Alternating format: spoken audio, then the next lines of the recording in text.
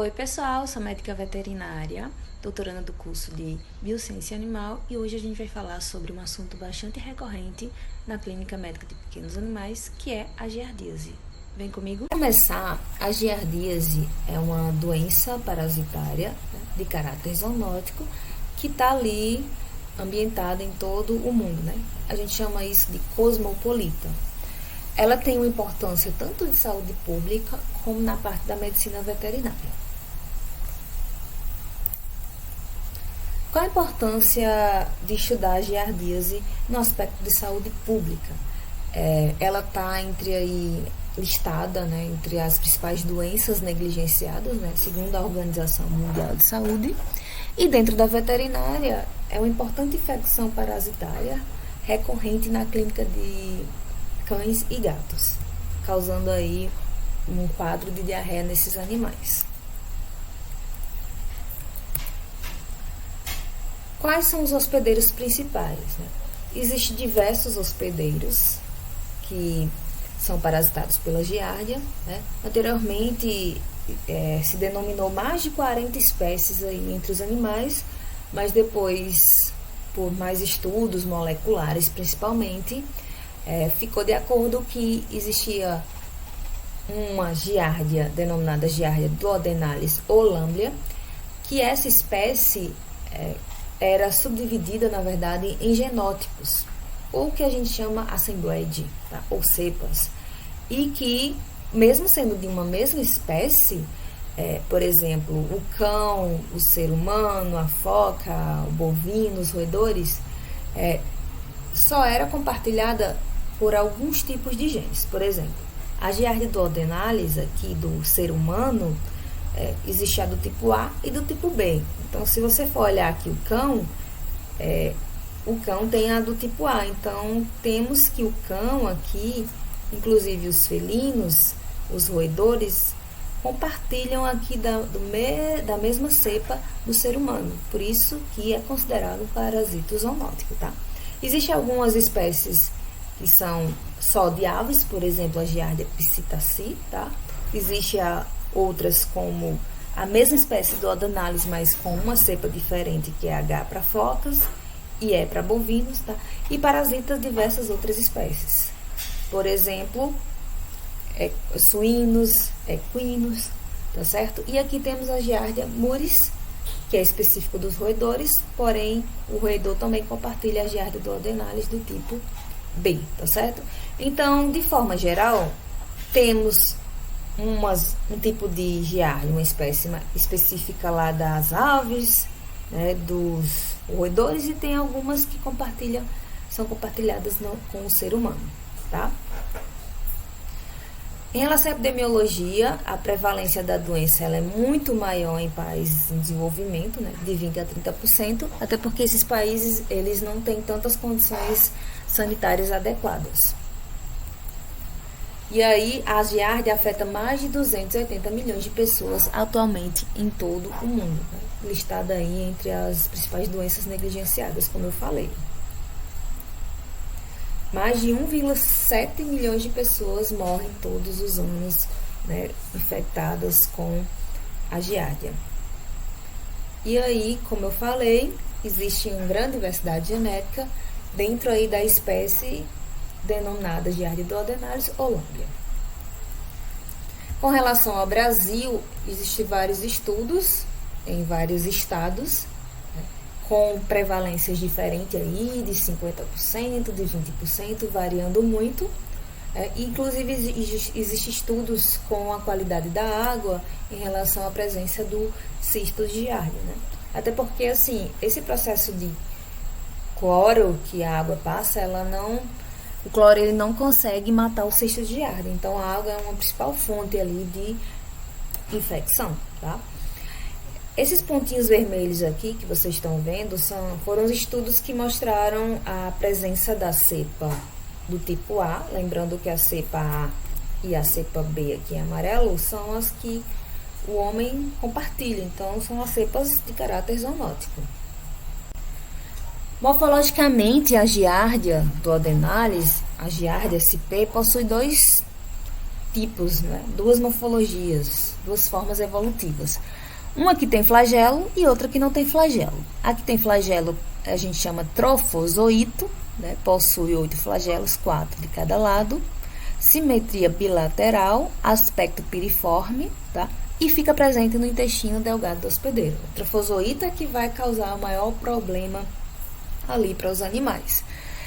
Além disso, ela possui um disco adesivo, um disco suctório, tá? Que serve para fixar lá no intestino delgado do hospedeiro, ok?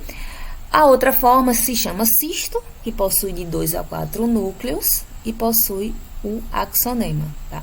Esse cisto não tem flagelo, então é uma forma que vai estar presente ali nas fezes e vai contaminar o ambiente.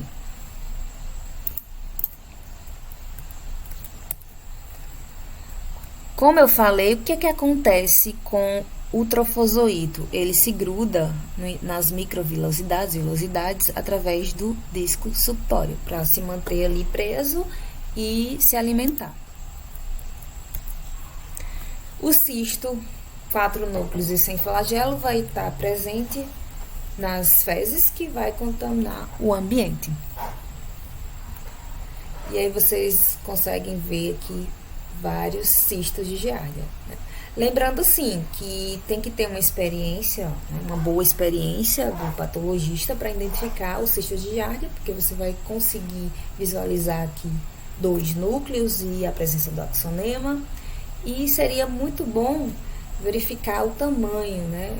Ter um microscópio de morfometria para verificar a questão do tamanho da giardia, né? Que é entre 10 a 20 micrômetros. Como é que os animais, o ser humano se infectam, né? Como é que acontece o ciclo biológico? O ciclo biológico é do tipo monoxeno, pois só é necessário um hospedeiro para completar o seu ciclo. Os animais, os hospedeiros, se infectam ingerindo cistos de giardias que vão estar nos alimentos, principalmente na água, no solo, tá? E, ao chegar no intestino, esse cisto se transforma logo em trofozoito, que é a forma flagelada. Esse trofozoito começa a se multiplicar, ele faz divisão binária, então é uma forma assexuada, né? 1 dá origem a 2, 2 a 4 e assim por diante. Então, esses trofozoitos começam a se multiplicar nas microvilosidades do intestino. Então, aqui, ó, como vocês estão vendo aqui, são as microvilosidades e aqui são os trofozoitos livres. Aí eles vão começar a se fixar através do disco suctório, como eu falei anteriormente. Ao sair nas fezes, como o trofozoito não é uma forma ativa, na verdade não é uma forma resistente ao ambiente, antes de sair nas fezes, ele se transforma numa forma resistente ao ambiente, que eu chamo de cisto de giardia, que vai contaminar todo o ambiente e recomeça o ciclo novamente. Como é que se dá a patogenia? Patogenia não é sinal clínico, patogenia é o porquê daquele sinal clínico, né? Então, o principal sinal clínico de animais infectados por giardia, né, com giardia, seria a diarreia. Mas a maioria dos animais são assintomáticos. Então, muitas vezes se passa despercebido, né? Você não sabe que o animal ele está doente, mas ele está, na verdade, não sabe que o animal está infectado, mas ele está liberando cistos no ambiente, contaminando o ambiente. Então, é super importante epidemiologicamente esses hospedeiros, os cães principalmente, que compartilham ali a cepa do tipo A, né? A mesma cepa ali do ser humano, inclusive os gatos também. Ok? Então, quando acontece a infecção, ou seja, o cisto chega lá, se transforma em trofozoito, ele se adere logo na mucosa intestinal, certo? E aí começa a se multiplicar por divisão binária, como eu falei. O que vai acontecer? Essa adesão vai acarretar em uma atrofia. As microvilosidades vão começar a se atrofiar. E algumas coisas vão acontecer. Por exemplo, vai diminuir a atividade de sacaridase, né? Quem são? Lipase, lactase, algumas outras substâncias, tá? Então, ela começa a se reduzir. Essas substâncias, a lactase, a lipase, elas são super úteis ali como barreira natural, tá? Tudo isso vai levar a um tapetamento da mucosa intestinal, tá? Começa a se fixar e começa a formar barreira mecânica. Vou voltar para vocês verem aqui, ó. Tudo isso aqui vai contribuir para a barreira mecânica. Então, o epitélio não vai conseguir absorver direito os alimentos, né? Os nutrientes, vitaminas, gorduras, tá? Carboidratos. Então, o que vai acontecer? Uma síndrome de má absorção que vai acarretar no principal sinal clínico, que a gente já viu aqui, que seria a diarreia. Então, isso é a patogenia, isso é o porquê, né, do animal ter ali um processo diarreico. Quanto à imunidade inata, o que vai acontecer? Como eu falei, lipase, a própria microbiota intestinal, as proteases, o muco, todos esses componentes agem ali como barreira natural, tá? Principal barreira ali de proteção. Além disso, tem a imunidade inata, a resposta, né, da imunidade inata, que seria o envolvimento de algumas células, fagócitos, mastócitos, células dendríticas, tá? E elas liberam algumas substâncias, por exemplo, o óxido nítrico, que é super danoso aí para o protozoário, tá? Justamente para tentar ali diminuir a proliferação do parasita e debelar a infecção. Quanto à adaptativa, né, que aí eu já tenho produção de anticorpos, de interleucinas, imunoglobulinas do tipo IgA. IgA é a principal imunoglobulina que está ali na mucosa, no intestino e nas mucosas de forma geral. Então, ela é a principal envolvente ali na imunidade adaptativa, ok? Inclusive, pacientes que têm IgA baixa, certamente eles são mais suscetíveis a terem ali uma infecção mais, menos branda, muito mais grave. Quais são os sinais clínicos? Já mencionei, né? Diarreia aguda ou crônica, náusea, perda de peso. Por quê? Porque os animais eles não vão conseguir absorver direito os alimentos e aí vai ter perda de peso. Inclusive pode também ter uma hipersensibilidade ali no intestino, porque aí você tem que pensar que existe vários trofozoites protozoários se fixando ali nas microvilosidades, né? Essas fezes diarreicas, elas podem ter aí muco intenso e sangue, como vocês estão vendo aqui, né? Então, tem traços de sangue. Depende muito, tá? Como eu falei, há muitos animais assintomáticos que eles vão estar com as fezes normais e vão estar liberando cistos no ambiente, né? O que a gente considera assintomático. Se por acaso vier ter sintomas, sinais clínicos, na verdade, aí pode ter aí um processo diarreico. Como é que eu faço o diagnóstico? Principalmente parasitológico de fezes, porque eu vou ver própria giardia, vou ver o parasito. Existem métodos de flutuação. O que são os métodos de flutuação? Aqueles que usam uma solução super, saturada. Existem vários meios para isso. E técnicas. Existem técnicas de Willi, existe técnica de mini Flotic e Flotic, que talvez vocês não conheçam, porque são técnicas bem novas e bastante sensíveis, principalmente o Flotic. Inclusive o Flotic, ele recentemente foi utilizado numa pesquisa para comparar se essa técnica parasitológica tinha um custo-benefício tão bom quanto outros testes, tá?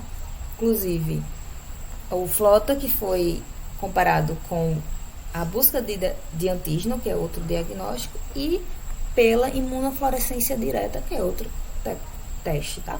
E aí, os resultados foram muito bons para o Flota, inclusive custo-benefício muito melhor financeiramente, ok?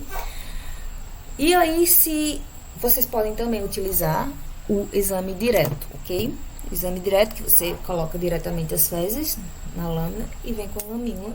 E aí detecta. Muito bom para detectar, no caso, o cisto de giardia, tá? Acabei de falar da detecção de antígeno. Existem testes comerciais, o teste rápido, que vai detectar antígeno, que você pega o reagente, pega um suave, coloca no reagente o suave com as fezes, tá? Porque você está procurando a giardia que está nas fezes, o cisto. E aí você mistura e 5 minutinhos sai o resultado, né? Reagente e não reagente. É uma boa opção de diagnóstico também, tem uma sensibilidade muito boa, né? Só deixando claro que se eu fosse escolher a melhor forma de diagnóstico para giardia seria a imunofluorescência direta. Mas aí não é um teste com a viabilidade muito boa para se colocar numa rotina clínica.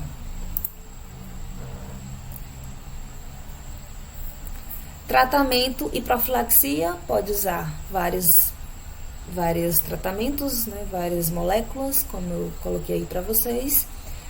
E aí eu não vou adentrar muito, né? Existe uns com eficácia melhor, existe trabalhos diferentes com eficácias diferentes.